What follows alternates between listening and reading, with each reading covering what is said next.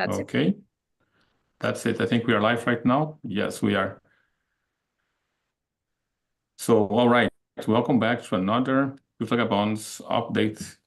And today we're going to be talking about a few things that we mentioned last week, and also going to be looking at the market. I think we got Alchemist here, and Alchemist will be sharing his screen. We're going to start looking at the market today because Bitcoin just touching about 100K. Okay.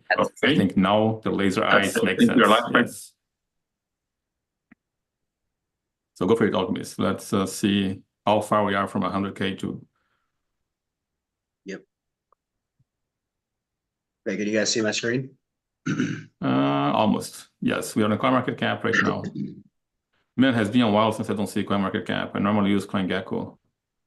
Things have changed. Yeah, I like CoinGecko too. I have it open here. We'll probably we'll look at some coins after CoinGecko because I like that as well.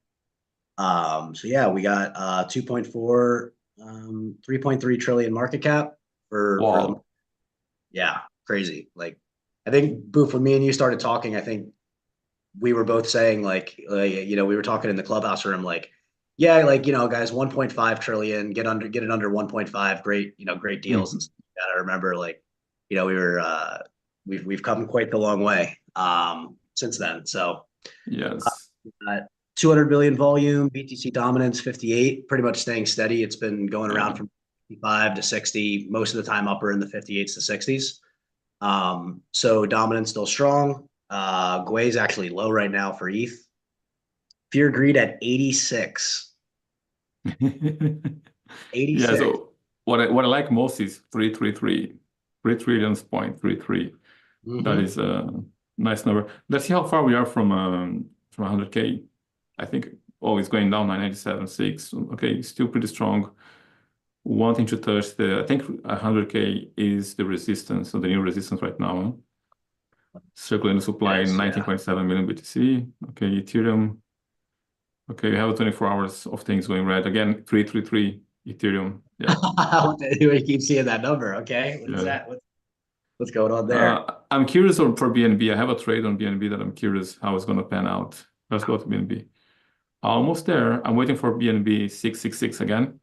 It's going to be the second time that we're cashing on BNB with 666, 666, just for fun. Oh my God. We did a game. We bought at 555 and we're gonna sell at 666. Nice. So yeah, it's a nice trade. It is that simple sometimes. Sometimes it is. You don't need these crazy algorithms like that. Okay, I see. I mean, is 666 at one point, right? You know that when you hit 555, eventually it's going to be 666 again. So we have an exit at 666, 666. Yeah, the reason I look at the market today is because last week I promised to tell you guys a few concerns that I have about the bull market. And it doesn't mean the bull market is going to be over. It just means that it's going to have some things pushing for some correction. And to me, the main thing that I want to talk about this is I think the all money that has been printed, if you can open the Federal Reserve, like M2 there for us, Alchemist, if you can my biggest concern is M2.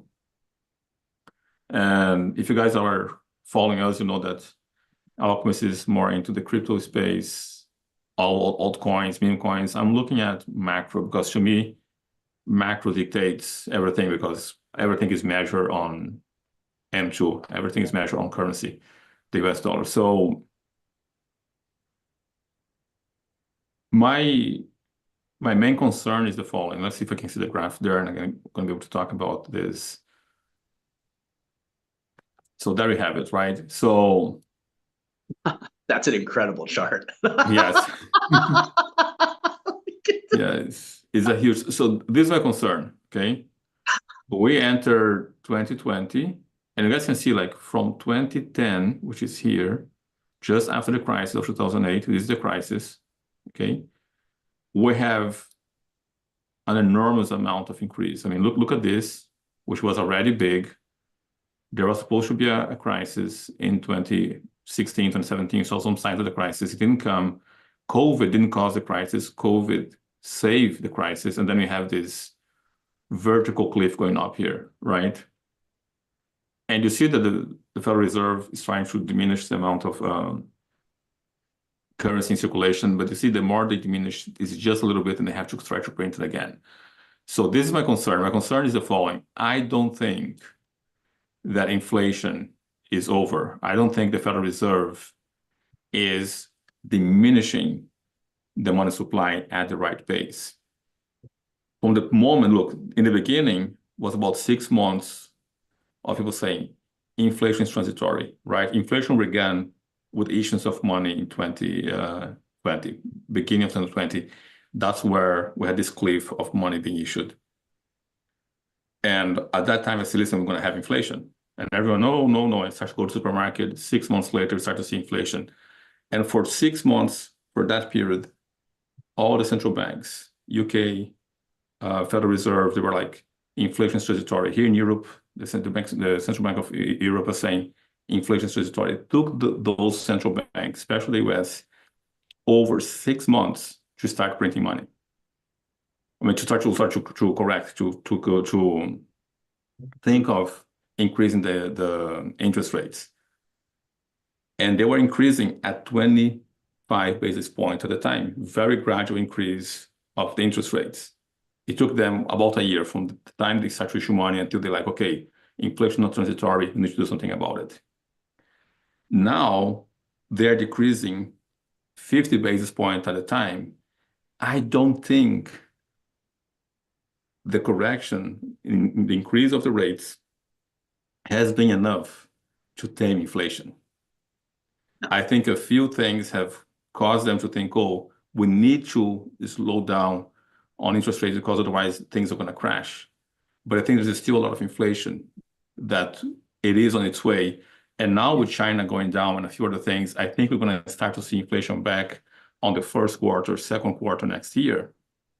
And then what the Federal Reserve is going to do, they're cutting the rate saying, we got inflation under control. And I think inflation is going to come stronger. Yeah, it is. Next year.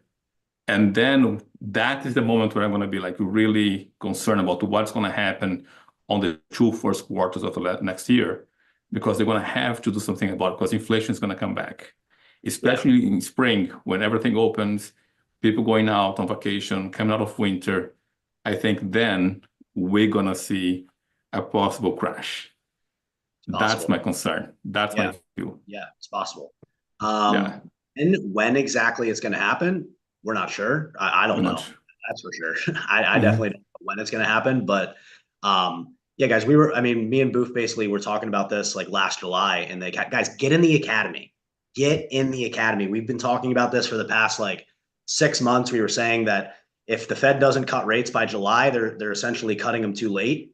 And like things are going to start to break in the world economy. And then that's exactly what happened. Like the Japanese yen carry trade started to unfold, things started to break. And then Jerome Powell is basically like, yo, guys, all right. Like we got to start cutting these rates down now and making the debt cheaper and relieving the debt a little bit. And like we've been talking about this for a while. Like they have to print money. Like they have to. If they don't, then basically if they keep interest rates that high for that long, basically like essentially like smaller / medium-sized cities are going to start to go belly up. Like refinancing debt is going to be too expensive and there's just going to be a lot of problems. And like, here we are basically. And I think what Boof is talking about is the increase in the money supply is going to start to rapidly expand at even a greater pace. And then that's going to result in essentially like possible, now correct me if I'm wrong, Boof, but basically over time, what that's going to result in is defaults in sectors. Yeah. And then that could deflation and things that are really, really bad that could cause a crisis over time. Specifically, what I'm seeing is commercial real estate for me. Yeah. So all of this, guys, is a lot of money. This is a lot of inflation. And I don't think we haven't seen the true consequence of this yet, because it's not linear. Things are in waves. We had a very big wave of inflation. Now we're going to winter. There were some other disruption, such as conflicts and war. And I think next year, the 2 first quarters are going to be decisive for this bull run. So I want to keep my antennas on what's going to happen, because Europe is already feeling the inflation this winter, and it's going to be more next year, I think. So that was my concern for the bull market next year. So we are not out of the woods. Go ahead, Cora.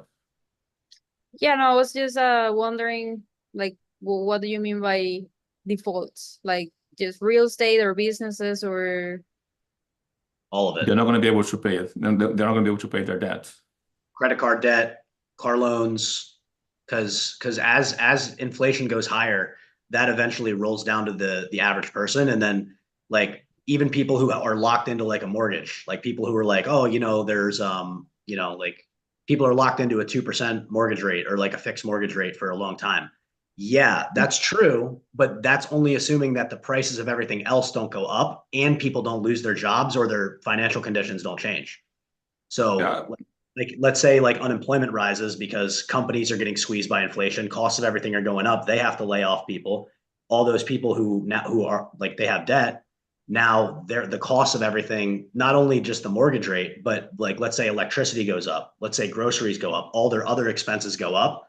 That still could possibly mean that they don't pay their mortgages off. That's just an example of like how money printing results in defaults like over a long period of time. And then if they don't pay their debt, then that's mortgages, which is then if people default on their loans, that's deflation.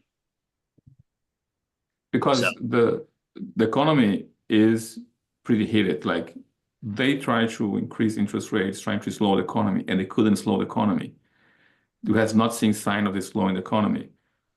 And I think, and if you look at an interest rate graph, I don't have to show here, but if you look at interest rate graph with the gray columns, so for people who are watching here and do not know what they're looking at, all these gray columns, all these gray colors in this graph means a crisis. Okay, all of this gray means a crisis. This is 2000 dot-com bubble. This is the 2008 crisis. This was the COVID. Okay, very short crisis because they print a lot of money. Now, we haven't seen a crisis yet. This COVID crisis is not really a crisis because it was only a few months. So in theory, we have not seen a crisis since 2008. 2018, that's 10 years. We are in 2024. That is 10 plus 2, that's 12, 16 years without a crisis. That's the longest we have been without a crisis if you just look at this graph. Eventually, the economy is going to have to slow down. I think it's going to be China. It's going to be a combination of China, the carry trade of Japan. Like employment has not really gone down with all the interest rates increase, but with inflation, it will. Prices of things will go up, and that will slow the economy. Germany is already in a recession for 2 years, meaning their GDP is not going up. Europe's already feeling like the debate would be is whether or not you would have considered COVID a crisis. I don't. You don't. I don't for many reasons. One is the massive printing of money, right? And the economy didn't slow by itself. It was ordered by the government for people to stay home. But people stay home and they made more money staying home. Because normally when the economy has a crisis, people get laid off, they go home and they have no income. We didn't have that period of low income. Everyone was locked at home and their income went triple around the world. Like people getting paid. Making more money by doing nothing than they were working. But yes. The other thing too is like the majority of the money, like a lot of the money printing during COVID too is small business loans. Like that was a lot of the money printing as well. Like businesses just got like free like loans because they had to shut down, and it was that was where a lot of the money printing went too, because businesses were forced to shut down because of regulation and government and the whole world like closed. Yeah. So we can stop sharing now. We can go back to people seeing us, but M2 is just like the money circulation created by the banks plus the reserves issued by the Federal Reserve. So M2 is the money that people use on a daily basis. That is an simplified explanation of what it is. Yeah, and this is actually what inflation is. Like, this is not like everybody thinks that like inflation is the increase in prices. No, it's not. That's not what inflation actually is. Inflation is the increase of the money supply, which is this. Yes. Yeah. This is what inflation is. The reason why they changed the definition of inflation is so that they can blame the private sector for money printing or not money printing, inflation. For the depreciation of purchasing power. Yeah. Or increase the prices. Yeah. If people actually knew where inflation came from, which was the Fed and the US Mint, then like they would know where it came from, and then they wouldn't be able to blame the corporations. Yeah. Like they changed it to where it's like, oh, well, you know, these corporations are just increasing the prices. No, like that's not what inflation is. Yeah. You know, so. Yeah. So But, go ahead, Cora, but can you stop sharing now, I think. But you want to ask about the graph, Cora? something, sorry? You want to ask about the graph here? No. No, I'm gonna ask like, or maybe, no, not about the graph. So basically you were saying that the Federal Reserve, they had to lower the interest rates before, and that way it was gonna be better, or it was gonna be. They have to cut interest rates at much lower pace. They increase at 25 basis points and they start to increase late. To me, they are cutting the rates too soon and too rapidly. They're cutting 50 basis points. That's gonna bring inflation, okay. But what I'm saying, what I'm wondering is that you guys were mentioning like they had to do that on June, something like that, and that was gonna make a difference. yeah, I said in the clubhouse room for like months that I said, listen, I mean, if they want to even try a soft landing, they need to cut by July. Like in July, they need to start cutting pretty aggressively, because basically if people have to refinance their debt at a higher interest rate, then they have to roll that debt over at a higher rate, and they won't be able to pay it. So at a certain point, like the Japanese yen carry trade, if they started lowering interest rates earlier than that, it probably could have lasted a little bit longer without like the whole thing like starting to come crashing down, basically. So if they stopped, if they basically stopped if they made debt cheaper earlier, then things probably would have started to go belly up less, and maybe they could have gotten closer to a soft landing, and it could have been a little bit better. But with that being said, they didn't do that, and people had to refinance their debt at higher rates, because the Japanese yen carry trade is just basically borrowing something at a 0% interest, or borrowing something at a 0% interest rate, and then like just basically like looping that over and over again. So that's basically what it was. And if it's at a higher rate and the Japanese yen goes down relative to the currency, it's currency risk, and then it's a huge problem. Okay, let me simplify that. The Bank of Japan has interest rate close to zero. So you can borrow the Japanese currency, let's say at 0.25 basis points, 0%, and then you can loan it in the US market at 5%. So you are borrowing from Japan and giving us loan in the US at a higher rate. So you're paying 25 basis points here and you're getting 5% here. And the Bank of Japan just talk about possibly increasing the rates, and the market just like tumble within a day. And there were a lot of phone calls being made, and within 36 to 48 hours, the chair from the Bank of Japan say, no, we're not going to increase our rates anymore. I think he did that because of the pressure from the US. Because what happened is, if you are borrowing here at 0 and you are giving loans out here at 5, when the interest rates start to go up here, you need to take money from here to pay your debt in Japan. And if you drain liquidity or credit from here too rapidly, this market tumbles. This market is in problem, because you have to pay back the money to the Japanese bank. So that's a carry trade. That was a much slower and better way to explain it than me. My mind was just going super fast. But basically, if the debt is more expensive, so like if the interest rates are higher for the Federal Reserve, right? That means that the banks and everybody who's giving loans to regular people and like businesses, they have to give rates at a more expensive rate than the Fed. So with that, if they have to basically pay off the debt at a higher interest rate, that means that the payment is more, which means that they have a less likelihood of paying it back. If the Fed is lower, and these corporations have assets, and then those assets go up because of the lower interest rates, then they have more money and they can kind of kick the can a little bit further. Because at the end of the day, how are they going to pay the debt off? They're just going to borrow more money. And if they can borrow it at a lower rate, then they could just keep it going for a little bit longer. Does that make sense? Is that a little bit better?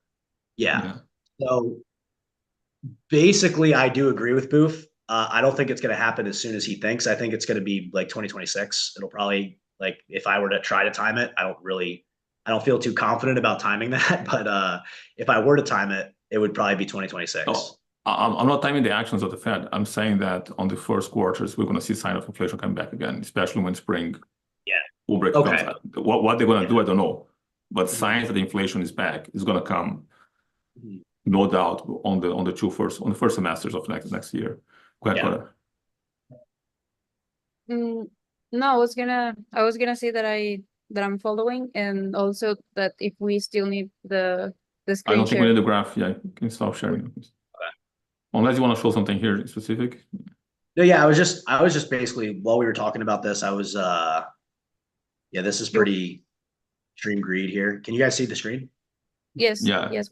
I was just looking at like some of the top performers this week from what we talked. Yeah. And I see this right here. Stellar up 145%. I mean, listen, guys, I'm not a fan of XRP or the ISO 2022 coins, but if you're gonna get like a coin like in that whole like this might be, if you like it, I'm not gonna get it, but if you like it, this seems to be like a better performer than XRP. Even better than BTC, like 150% on the past 7 days. That's huge. Yeah. So like, the way that I would see this one is like kind of like a leverage play on XRP. Like if you want to like make more capital on your XRP, more multiples, I would probably say this. This is the guy who founded this was Jed McCaleb, who's one of the founders of XRP, who's been dumping XRP and funding this. So, I mean, that's pretty much what it is. But then you got Sandbox, it's pretty interesting that these GameFi narratives are going up here. You got Tezos, you got Polkadot. Tesla's a very interesting one, huh? Tezos has survived, man. I'm impressed. Mm-hmm. Yeah. Tezos has survived. I'm surprised.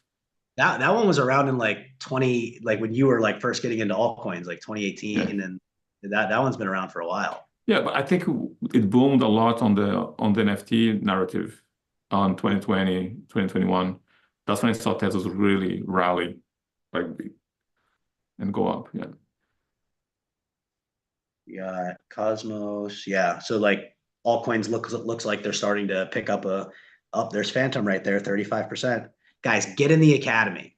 We're talking about the Sonic airdrop, but we're talking about like the migration over to Sonic, like what plays we're doing. We talked about this like a month ago specifically. Oh yes. There's gonna be some good stuff happening on here, and I'm pretty niched into Phantom. I'm like kind of dialed into it right now. So guys, good stuff happening in the academy if you guys get in there. Like a lot of good stuff going on over there. Yeah. So yeah, we talk about Phantom. Phantom's going to do pretty much what Polygon did. Polygon used to be Matic and became Polygon. I think Phantom's going to be doing the same thing. They're going to rebrand themselves and create a new network system. Yeah, it's going to be Sonic. Yeah. This one's number 49. This one, I mean, in my opinion, this thing belongs in the top 25 at least, top 20. But you mean Phantom? Yeah. It's branding to a professional name, like a more professional, like Sonic is a little bit more professional than like the Halloween theme, right? Yeah. So we're talking about this one. I think this will be interesting. I think this hit $1 earlier today, actually. This did hit $1. We were talking about this in the academy at like 45 cents, 40 cents. Yes. 40 cents. We were talking about this. It doubled in a month. Yeah. So got there's Polygon right there. Yeah, a lot of altcoins are starting to pick up a light jog here. So we're not running yet, guys. We're not running. Altcoins are not like running. They're definitely not in full on sprints, but they're just picking up a jog. And so I think what's going to be very positive for altcoins is going to be when Gary Gensler, I think now we can start talking about Gary Gensler.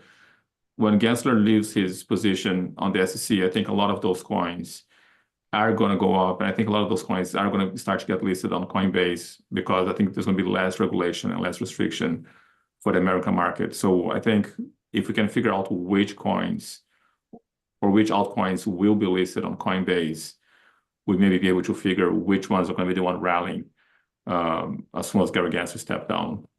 XRP is going to be doing well. So those who have been holding their bags for a while, I think they're eventually going to be a good time to cash it out because they're going to be ahead of when they bought it. So yeah, I do want to say, like, I'm happy for you guys, for the XRP army. Like, you know, we but I'm happy for you guys. You guys held your bags. You guys had conviction. At the end of the day, you guys got the ETF, and you know, you guys who were accumulating at like 40 cents and lower, then you know, you guys got some multiples, so that's good. So is ETF going to be approved at all, Alchemist? oh, I don't think anything is like official yet or anything, but I mean, you know, they're probably going to get one. Yeah, speak. You know, You mean Solana, next year? probably. I mean, That fast? or the timing is just like it all depends. Like it might be like it might actually launch, which I wouldn't be surprised if this was the case. Like XRP launching in the bear market, like the ETF launching like in 2026 or something. Like who knows? You know, like it all depends. But yeah, I think it's likely that they'll probably get one along with Solana, probably. Okay. So we talk about Gary Gensler and him stepping down or being fired. Yeah. Yeah. What do you think about that? Like, I think officially he's resigning, but let's be real, he's getting fired. He's out of here. That's really what it is. But when he's handling his resignation? The exact date. Yeah, it's the 20th of January. It's basically when Trump gets into office the same day is when he's gonna stop. Yeah. That's awesome. So he meant it. Hey, Trump meant that. He said on day one, Gensler will be out of here. He's out of here on day one. Yeah. He meant that. He wasn't joking. Yeah, to me, what I think is incredible is because we knew, I mean, from the beginning, if you guys have been following Andreas Antonopoulos, which was like one of the very first persons to actually say something which was educational and positive, like to the masses about Bitcoin. He says there are two phases. First, they ignore us, then they ridicule us, They laugh then at they fight us, then they then we win. Then we win. They fight me. Yeah, so I would say from the beginning until 2015, 2017, they were ignoring us. I think with Facebook trying to launch their own stable coin, their own currency, that's when they like, okay, we need to not ignore those guys anymore and pay attention. And they decide to ridicule. I would say 2019, 2020, when the fight began. Gary Gensler, like a lot of lawsuits on 2019, 2020. And I think now is the time that we are winning. I would say the first win, the big win, was Donald Trump being elected. That means Elizabeth Warren's no longer. I think Elizabeth Warren's going to have less power within the US to affect cryptocurrencies. With Gary Gensler being gone, that's another win. Elon Musk being on the side of Donald Trump is a huge win.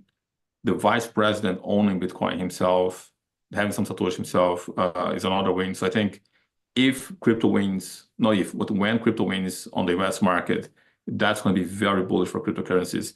And I hope between next year, 2025 and 2026, to see no longer cryptocurrencies being a risky asset, because I think those guys are going to be pushing very clear positive regulations to the crypto space. And I think that will be like, okay, now we won. Now we have regulations that are favorable to us. And I mentioned already, those regulations are going to come to the European market as well, because otherwise Europe's going to be left behind. So I think now is when we are in the fights of will we win? And we're winning battle, one single battle at a time. Yeah, the exact quote is, first they ignore you, then they laugh at you, which, like, to me, the laugh at you was like 2017, 2018, 2020, like a little bit. Then they fight you, which was basically Gary Gensler and his whole, like, you know, clan, you know, and then then you win. Yeah, we're like in the beginning of the, we won. Of winning. Boof, like, you know, back in Boof's, you know, younger Boof, you know, like had a vision, right? He had a vision that one day, you know, everybody will be off sides in the market, you know, everybody will be off sides and wrong about Bitcoin. and it looks like that Yes. coming true, right? So Yes. It's it's a long probably journey from crazy for you to see all this stuff happening from when you first yes, bought it. Like it's from $200, $220 to now. Like I see already 100K, like 97,000, 98,000 is already 100K. I mean, it's not fully there, but it's like, I remember when I came to space, Bitcoin being $200, I met people celebrating the day that Bitcoin came $1 in value. People were celebrating, oh, we made $1. And then 1,000, and then 10,000, then 50, 60,000, and now we're going to make 100,000. And I think we are going to live long enough to see Bitcoin to 1 million. I think people make no mistake. Like, I think the most guaranteed way for you to be a millionaire is own one Bitcoin, get one BTC. Yeah, I think like I think I did the math a long time. Like I did the math like a year ago, I think, and it was like if Bitcoin gets to parity with gold, I think that's like a $600,000 Bitcoin. And that's like that's like the current market. So if Bitcoin gets, so like gold's gonna rise, of course, and then Bitcoin will rise. Like if Bitcoin and gold get to parity one day, which I think that could happen, like eventually for sure. It's certainly catching it. If that happens, that puts Bitcoin at about, yeah, like right now the current market cap is like a year ago it was like 600 grand. Yeah, but the thing is, you have to understand one thing. Look, not 100% of the gold on the planet is used as a financial instrument. So when people talk about the market cap of gold, they need to understand that it's about 40-60% of the gold that is used financially. So which means whenever BTC reach half of the market cap of gold, BTC already matched gold as a financial instrument. Because gold is being used on cell phones, computers, there is jewelry, there's a lot of like usage for gold in the world besides monetary instrument. Bitcoin is solely a monetary instrument. So if Bitcoin has to match the market cap of gold, all it has to do is to match half of that. Because not 100% of the gold on the planet is used as a financial instrument. Yeah, most of it isn't isn't a lot of the rest of it used for like watches and vanity. It's essentially so. Yeah, and industry, like a lot of circuits on like every cell phone has some portion of gold on it. Every computer has some parts of gold on it. Like there's jewelry that's gold tooth. There is like a lot of usage for gold besides monetary instruments. Yeah, we're actually working on a video. We got a comment on the YouTube channel talking about that's what I was gonna say. Yeah, I wanted to ask you like your opinions on. Yeah, Go we're ahead. working on a video for as like, you know, the people who say, you know, oh well, Bitcoin's not backed by anything, so like it's like the Peter Schiff argument. You know, Peter Schiff, listen, I'm gonna say this, he's a very smart guy. I learned a lot of stuff from Peter Schiff. I'm just gonna say that. I'm gonna like give credit where credit is due. He's a very smart guy in terms of the macro. He understands like he does a good job at explaining why the indicators are really bad and they lie, like how they basically manipulate people. He's very, very good at that, but he's dead wrong about Bitcoin. he's super wrong. Like he's, you know, you don't have to. So yeah, but if you want to talk about that a little bit, like I'll talk about that it doesn't need to be backed by anything in order for it to be valuable. Here's the thing. People understand this. There's nothing backing any currency on the planet. There's nothing backing the dollar. There's absolutely nothing backing the dollar. If you want to say something is backing the dollar, you can say the US military complex is the only thing that backs the dollar. It's not even the petrodollar. Like the currency of the globe today, dollar or any other currency, is backed by nothing.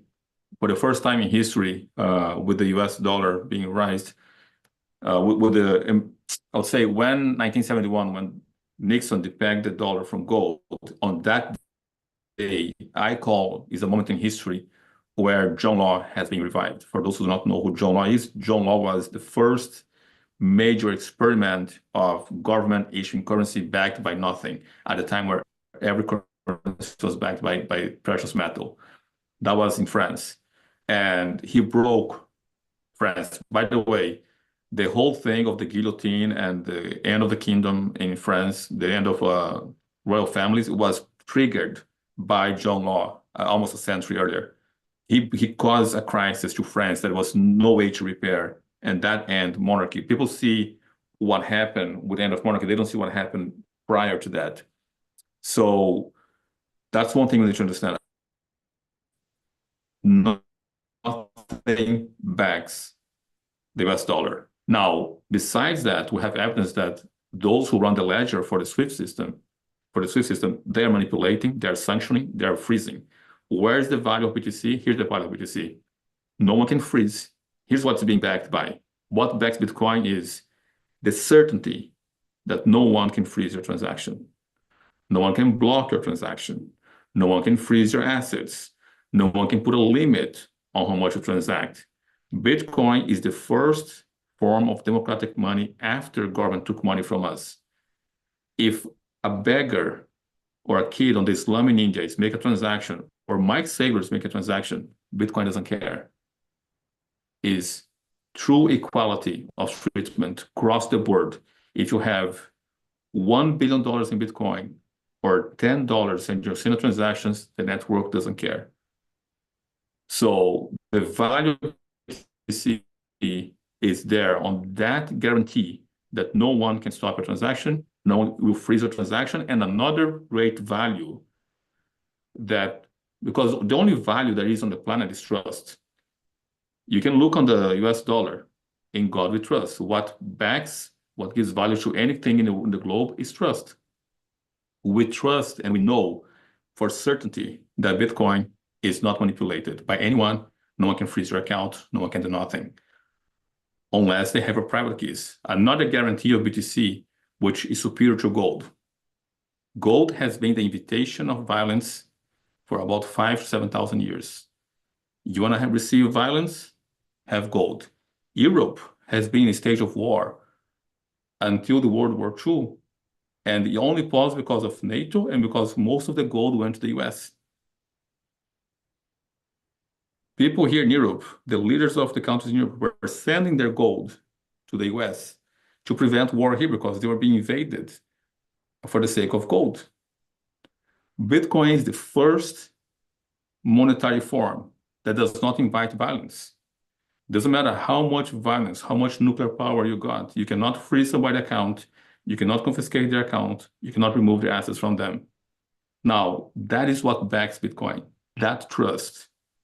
There's no one can violate your funds if you do it correctly. If you don't see a value on that, then it's okay. We do. Yeah. Additionally, as well, there's a few other things, like it's light. So it's, first of all, it's permissionless. It's decentralized. It's very difficult to destroy, or not destroy. It's very difficult to stop. But there's a lot of people who say, like a lot of Bitcoiners will say this, that Bitcoin is backed by electricity. It's not backed by electricity. That's not true. Bitcoin is backed by math and code, and it uses electricity in order to secure the network. That's really what Bitcoin is. Bitcoin uses electricity. It burns electricity to secure the network, which makes it very expensive to attack. So it's secure. And then on top of that too, it's light and scarce. So it's backed by math because there's 21 million Bitcoins, unless there's a security budget problem, which we can go into that at a different time because, that is a possible thing that could happen to Bitcoin. But we don't, for all intents and purposes, as of right now, it's 21 million Bitcoin. No more is coming out until 2145, right? But the argument on being backed by electricity, it has its validation. You need to understand where that comes from as well. Okay, there's different kinds of value, and I'm gonna say something here. I learned a lot from Warren Buffett, but he doesn't like Bitcoin and he didn't like gold for his whole life. Only a few years ago he went back on his thoughts on gold. We need to understand one thing: most people, they specialize on that which makes them money. Warren Buffett didn't buy Apple. He didn't buy Amazon. He didn't understand the technological market. He understood something else. So he invested on what works for him. He wrote great books. I recommend everyone here to read it. Incredible amount of value. One mistake that most people do in the world today is say intrinsic value. Intrinsic means that which is not separable from the object. For instance, I can say that this is intrinsically black. I can remove the black from this plastic. Ruby is intrinsic red under the white light. You can remove the red from ruby. Value comes from outside the object. So value can never be intrinsic. Now, what is true is inherent value. So when people say Bitcoin is backed by electricity, they mean Bitcoin has an inherent value.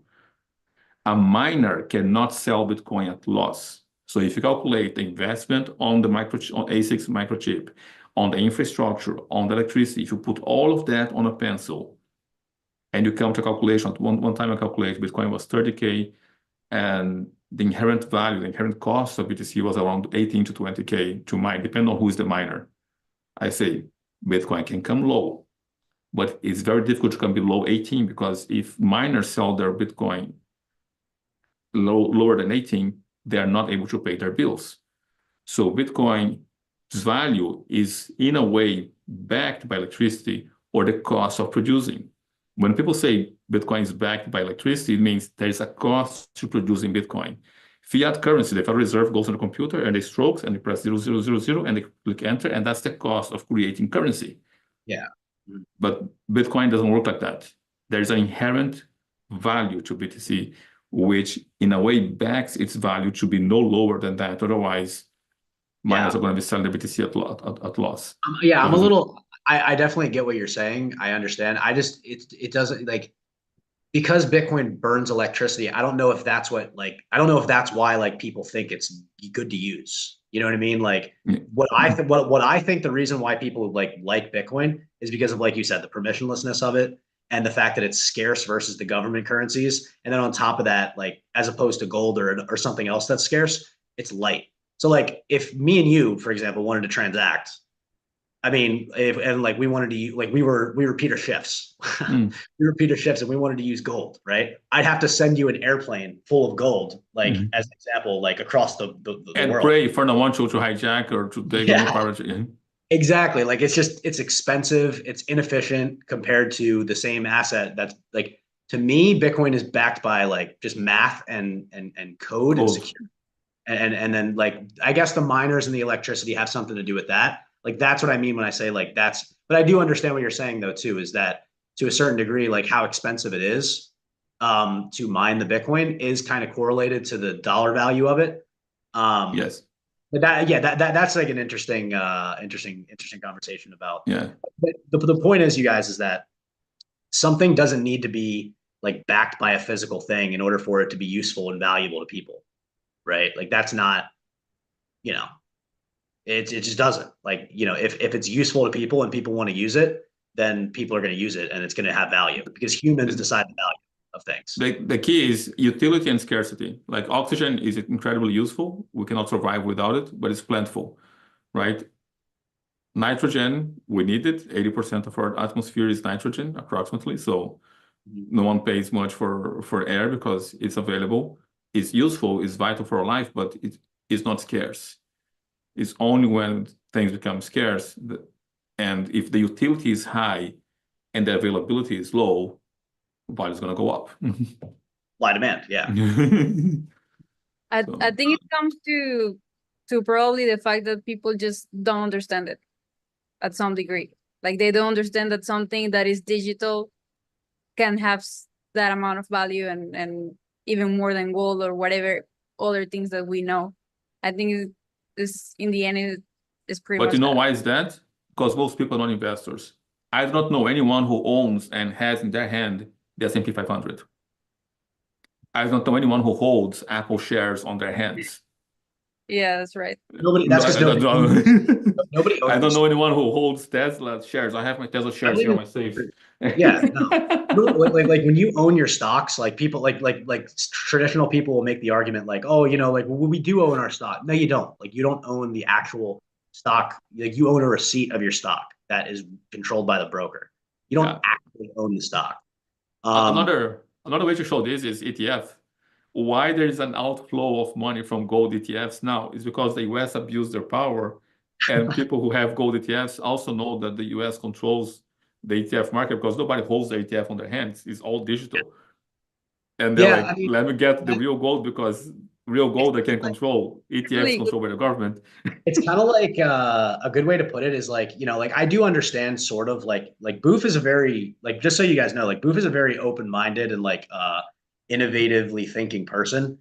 Most people his age are very against BTC, because if you think about it, it kind of makes sense because they were buying the S&P 500. They were buying these stocks when they were like, when Boof was my age, most people his age were buying like the assets that they want us to buy. Probably. Amazon. I mean, well, yeah, Amazon, and then like gold, like that's another example, like gold, like people were buying gold thinking that, oh, one day you guys, like, the economy is going to crash, and, the dollar is going to go to zero, and, I'm going to have all the money, and you guys are all going to be, like my servants and stuff. And I'm going to have all the, the cars and the property and the land. I'm going to have everything. Right. And because I bought gold, right. That's like the whole thing. The same way that people look at that, the way that they see it is like, look at these guys making all this money on Bitcoin. And I've been investing for years, like working really hard and stuff, and like, this and that. And then they see like, people like, getting a 5x on meme coins. And it's the same thing with like Bitcoin with the meme coins. It's like Bitcoiners will look at people that are like making money on Solana, and they'll be like, oh, look at this. Like, what's going on here? But it's like, yeah, it's like a trickle down effect sort of. But so like in a way, I can't really blame the older, like a lot of the older like boomers and stuff, because what's really going on here is that they're just mad because the younger people aren't buying their Ponzi. They're Ponzi. Yeah, that's what it is. Or GameStop, right? I think no one understood GameStop. Yeah, right? GameStop. Yeah. Or GME, yeah. Yeah, so GameStop, like people like what? Like people like the traditional guys shorting, and value is coming from outside all the time. But I think we are also preparing a video for the channel. Like we're going to be talking about the gold ETFs, right? Because the US abused their custodian privilege. And here's the thing, custody privilege has always been abused. We talk about this all the time. In history, all centralized custody has been abused. There's not one single exception. So the fact that the US now is abusing the SWIFT system, and they want to abuse the ETFs, people forget, like 1930s, the US confiscated all the gold from the American population. The only gold you're allowed to have was your wedding ring. Like, they're like, no, it's not going to happen to me. Like, they did to themselves. They did to their own population in 1930s. Like, shame. They're going to do to you. They did to European allies. Yeah. I mean, the US took the gold from their allies countries in Europe. Like, they're not going to do it to you? Like, you kidding me? Yeah, exactly. When push came to shove, yeah. I mean, it's a shame. Like, me and Boof went to a boating accident. We got into a boating accident. We lost all of our, like, we don't, sorry. Like, I don't know. we lost our private keys. Yeah, we lost it in a boating accident. So, sorry. Okay. But going back to Gary Gensler. And then like macro, like geopolitics and Netanyahu and things like that. Like after or whatever you want to about Gary Gensler. Yeah, I think I think like Boof, like what do you think the effects of this are of Gary Gensler basically? I think as soon as it's like it's already official that he's gonna be stepping down. He's gone. So, but he's still officially like in charge until next year, January 20th, right? Which is going to be a year and 10 days after the Bitcoin ETF got approved. A month. What? No, a year and 10 days. Yeah, because I think it got approved January. Right. January 10th. January 10th. Now, I think at that moment, depending on who, as soon as the market sees who is stepping into his place and what is the approach, that's going to be like the beginning of altcoin season to me. Because, and what I find is strange that there's a footage of him saying that he believed that most of those things are not securities, they are just commodities, right? We have a recording of that, right, Corin? And I mean, people don't know this, but he taught blockchain technology at MIT, and he never held a Satoshi. He never knew, like we don't know that. He doesn't know this. No, he say that. He might own some Satoshis under the table. No, he say that. He said, like, I don't own any Bitcoin. I never had Bitcoin. I don't know. One thing is that he says, and another is But regardless of him having or not, how can you verbally say that you don't hold any Satoshi and get a position at MIT? Yeah. He's doing blockchain. Yeah. he's T-shirt. doing what he has to do to like move up in his job, basically. I mean, that's what to be honest, But right? for him to say that like more than half of all cryptocurrencies were not securities, they were commodities at his class shows that he doesn't know what he was talking about. Because if you Which apply the Howey test to cryptocurrencies, you can count on the fingers of one hand which ones completely failed the Howey test, right? Yeah, I mean, like realistically, I think like if he said that back then, I think I'll say this. I think Ethereum has changed a lot since then, but I think in most cases it's much less of a security now than it was before. I think before, when the Ethereum Foundation held a lot more of the supply and they were like basically doing everything and they were funding all the projects and stuff, I think it was closer to a security. And I think back then, what was the basically they had a like the SEC person at that time basically like made a declaration that like it wasn't a security at that time. So if it wasn't a security then, it's definitely not now. I Yeah. mean, I understand what the proof of stake thing and all that, but yeah, I wouldn't say that that ETH classifies as a security, which is why they're like terrified to they're basically they made like actions, but they're not gonna do that like that. Just hear me out. Look, 2017, because every cycle had one, I would say, buzzword. Okay, before 2017 was blockchain. You would hear people saying blockchain across the board, right? Even Kodak used blockchain, try to revive themselves. 2017, the buzzword was ICO, which was making fun and copying IPO. Now, IPO are securities. So if the crypto market consists of an explosion of ICOs, aka IPO, non-regulated IPO, they're securities. Yeah, I mean it's a little there's a little bit of a gray area. I mean, a lot of the apps and stuff, I mean, it is what it is, but um I mean, yeah, I mean, essentially, like the reason why a lot of the 2017, 2018 like coins failed or the ICO coins failed, to be honest, is because a lot of them didn't really take as many profits as they probably should have.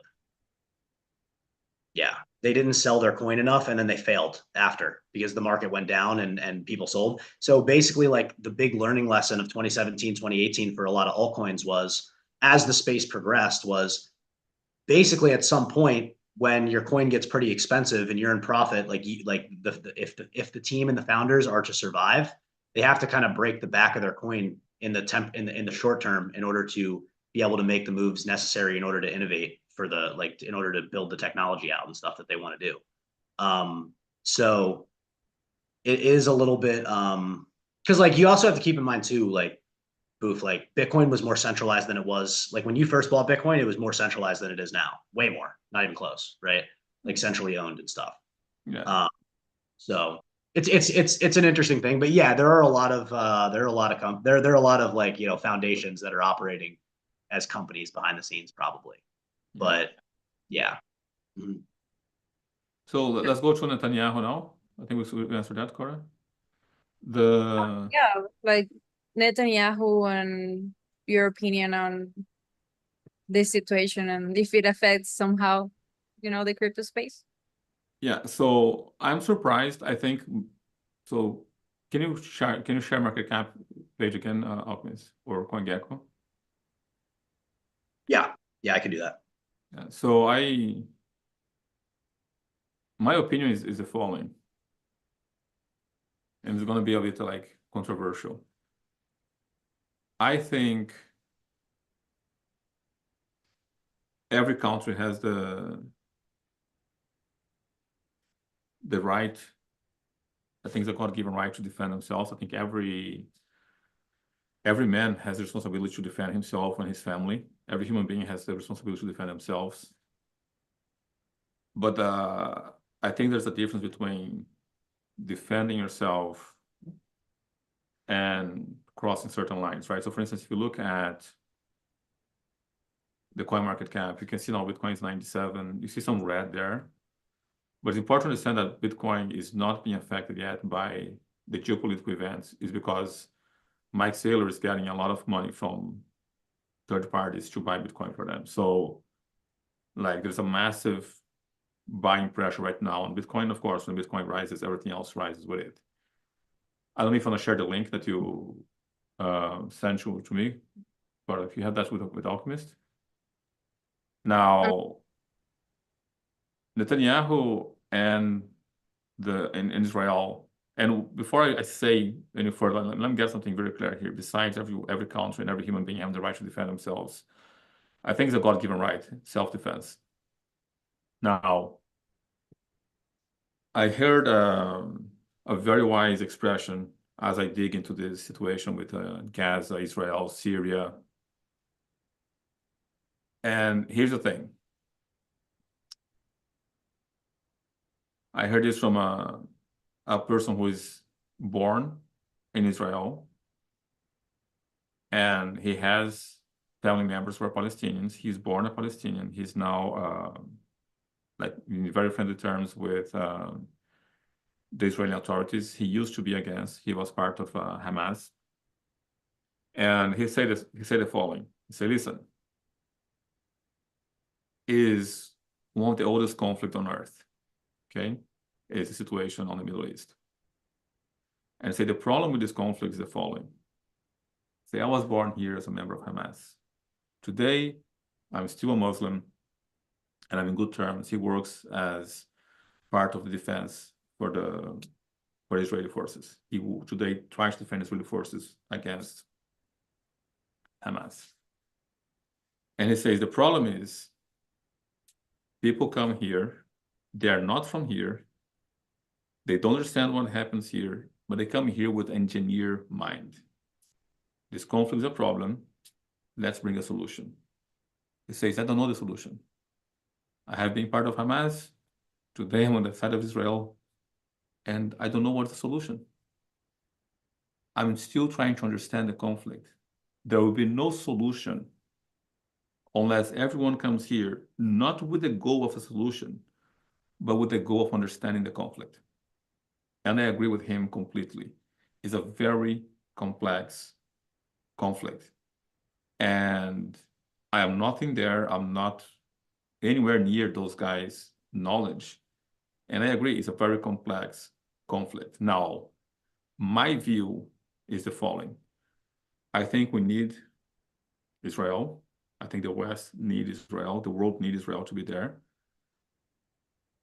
Now, what Netanyahu is doing, we are preparing a video to show people who is Netanyahu. Netanyahu has been a politician in Israel since the 90s. We can look at his actions and what he's doing. Yes, he's defending his country, but he's also attacking and has been attacking Palestinian ground in the West Bank, for instance, where there's no Hamas since a politician. He has made some alliance with very, I would say, right-wing people, if that's the term that the West want to use, but very radical people who are totally against Palestinians being there. They believe the entire Israel belongs only to the Jewish people. It's a promised land to them. And Netanyahu made alliance with those people. And we have seen footage on social media accounts from soldiers from various ranks, over 2,000 accounts posting literally crimes of war. What he's doing is not just defending. What the soldiers are doing is not just defense. You cannot expect, it's not humanly right to expect that after October 7, the soldiers are going to enter Gaza and be humans and act in a way that is not triggered by the feeling of revenge. We cannot expect that from all the soldiers. Lines have been crossed. A lot of people are there with a great feeling of revenge. Netanyahu has used and cashed on that. There's evidence that the Egyptian authorities notified them that October 7 could happen. Netanyahu didn't take action.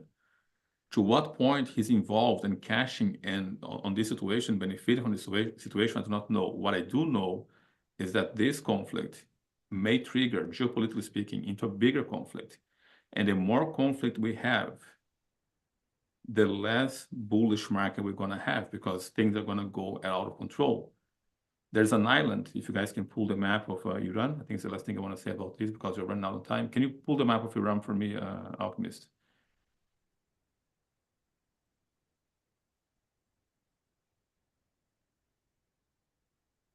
Netanyahu already showed that he's not willing to abide by the restrictions from the West.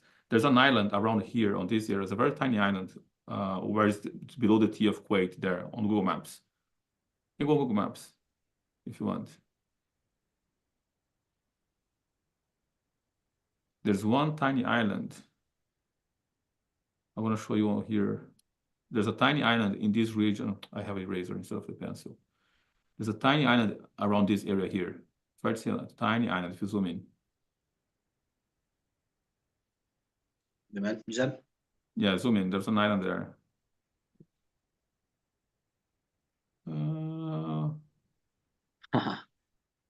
No, I think it's not there. No, I think it's, I made a mistake with the location. There you go. That little dot there. That little dot right there. Okay? It's right here, actually. You see that dot there? It's almost invisible. It's almost unperceivable. I see. Yep. Okay? Yep. Right there.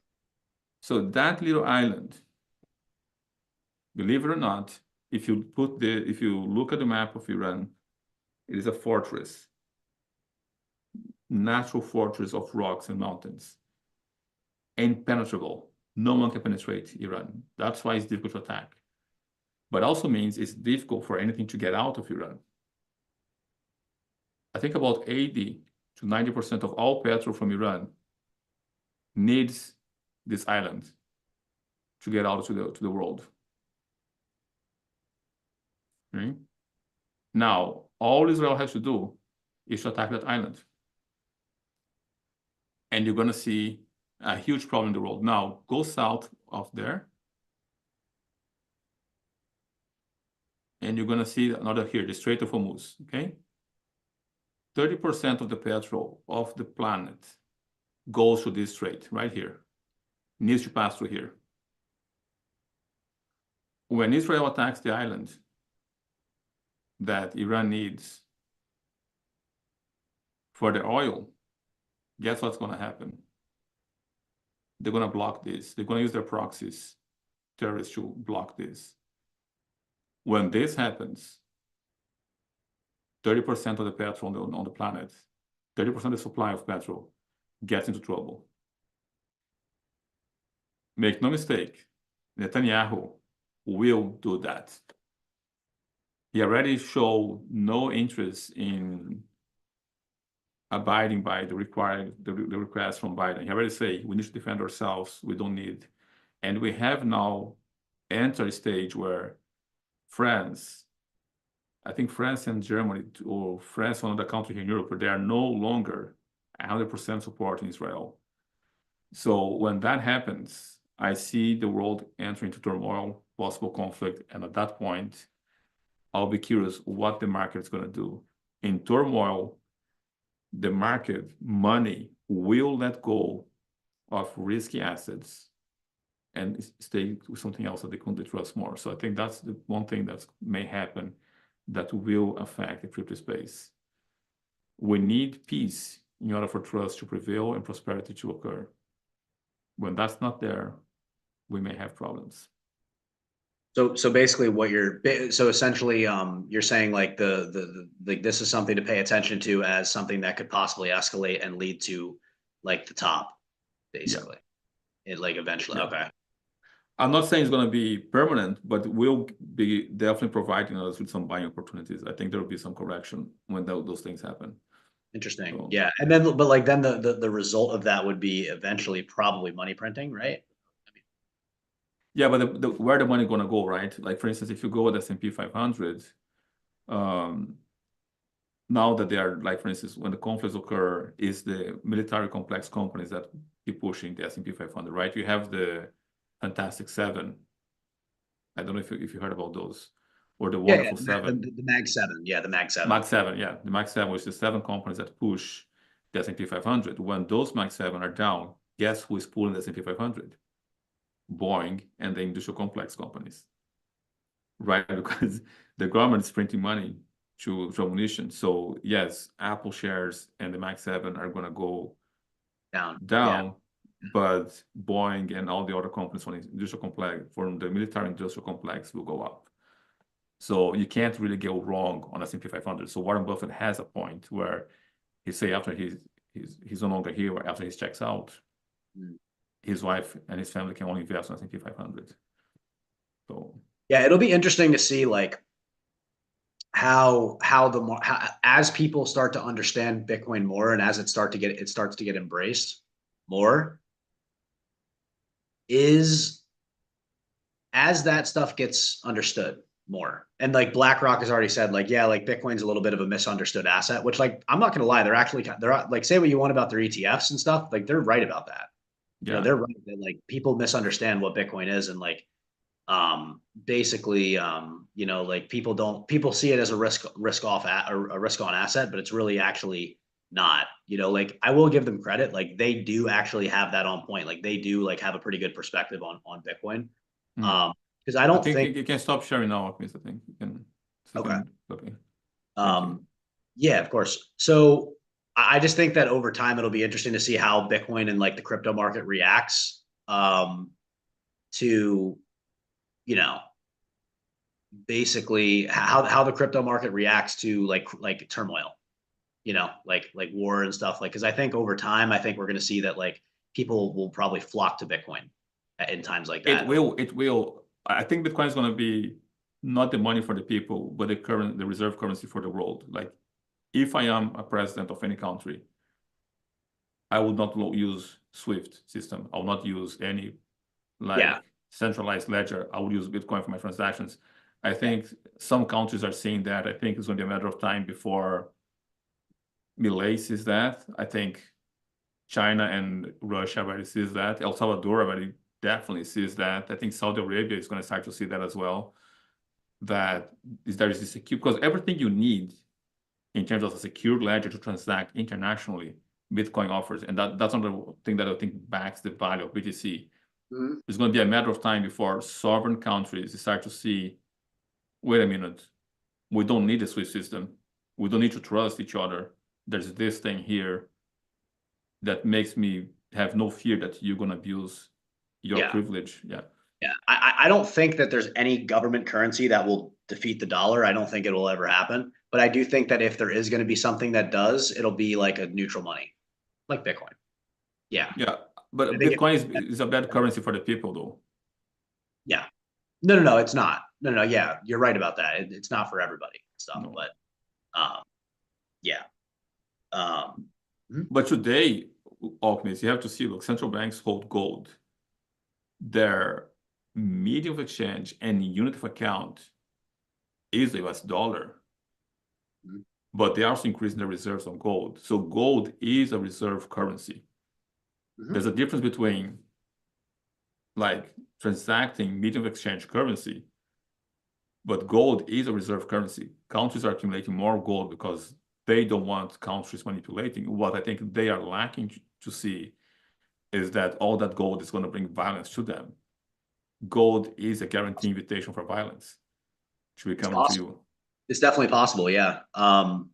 Yeah, no, it's an interesting geopolitics, and that also probably ties into like some hazards to watch out for in the bull market as well. You know, we talked about like the macro economy and things starting to break in terms of commercial real estate and the debt markets and stuff, but then also too war as well. Like that's also one that could possibly, you know, potential things, right? Like even though like we're pretty confident that the market's going to go up, like we still have to keep things in mind. And me and Boof are watching that stuff like a hawk so that our guys are safe. That's really what it comes down to. You know, get into the academy, you guys. Like, you know, we got everything. You know, we got security, we have macro geopolitics, we have crypto. If you want to make multiples, like we literally cover everything. Yes. You know, most importantly, I think we cover like, because there's no utility in making money not being able to security. Like security like how to secure yourself, your data, and make sure that you don't get hacked with your cryptocurrencies. That's what we provide. And once that's in place, then we provide you means to increase your value and increase your purchasing power. So I think we are coming to the end. I think we just run over an hour, a few minutes. I want to once again ask everyone that has not yet done, please subscribe, click the notification bell, and please put in the comments below what you want us to talk about next Sunday and how can we best add value to you guys. We are here on the adding value business, so we want to be able to add value to you guys. Please write some comments below, ask questions like the guy who asked a question to us, Cora, about. Let me see if I have his name here. Is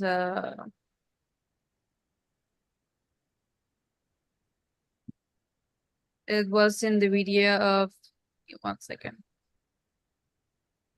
Well, whoever that is, thank you very much for the questions and keep it coming. Yeah, well, he doesn't have any name. It's like ACW7. So okay, ACW7, thank you for your contribution. Thank you for the question. Keep them coming. And I like the fact that you try to keep yourself private. You don't need to reveal your privacy or private information here. Just ask questions and let us know how we can best add value to you guys. Yeah, guys. If you guys have questions, you guys want us to cover a topic, comment, please. You guys are like, we'll address it, we'll answer it. We might even make a video about it if it's a good topic. Additionally to that, if you guys are ready to jump in and take the next step, the Academy, and we have other things cooking. So we have courses that are coming out. We don't know exactly when they're going to come out, but they're going to come out. They'll be launched and there will be value. Yeah. So stay tuned. Stay tuned. Thank you, guys. Go ahead, Cora. no, I was just gonna say that before I finish the stream. I don't know if someone was here looking for information about Gary Gensler or something. We're making a video that is gonna be posted this Tuesday about his life, who we believe is gonna be replacing him, opinions on that, and yeah, pretty much why the crypto space hates him, or like him that much. You know what, guys? I gotta say, I am actually grateful for Gary Gensler, actually, because boy, did he keep Ethereum low so I can buy altcoins for longer. Oh boy, I'll tell you right now, like, he flooded the bags for a long time. People who were, looking to get altcoins, like who were putting in the work and putting research in and buying good stuff. They're grateful. Gary Gensler doing what he did will end up being a blessing in disguise, I think. So, and then the other thing is, like, I think going into Q4, I think this is going to be the quarter of new all-time highs for everything. Do I think Ethereum will hit a $5,000? Yes, I do. Yeah. Okay. I do think so. I think Bitcoin's already hit it. Solana's already hit it. Ethereum is lagging behind a little bit, and the altcoins, once Ethereum gets above all-time highs, you guys, it's alt season. By Pepes. By Pepe's, by the interest, to buy DeFi. I mean, whatever you want to do. Not financial advice. All right, it's a financial guarantee. Not financial advice. I'm just kidding. Yeah, I have a joke with a pretty face script. Hodl your Pepe. Whatever you do, hodl your Pepe. Yeah.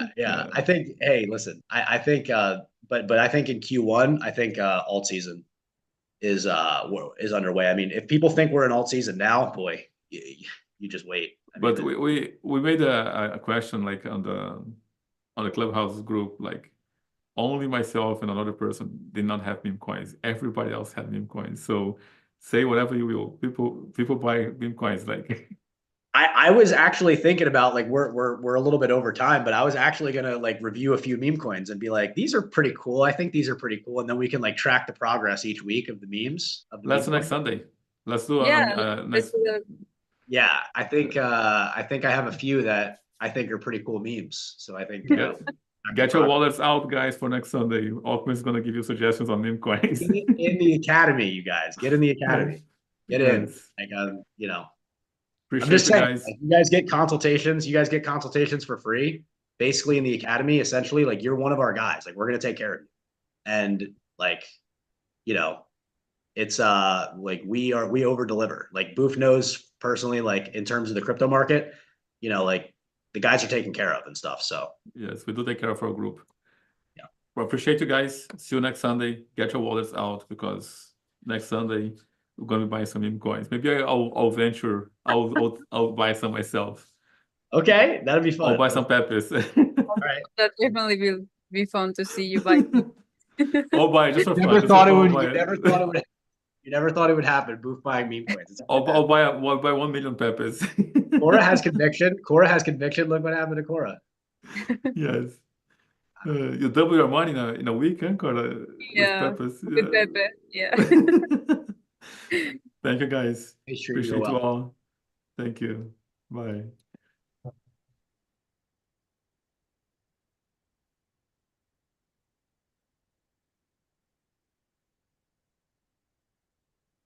Are we still live?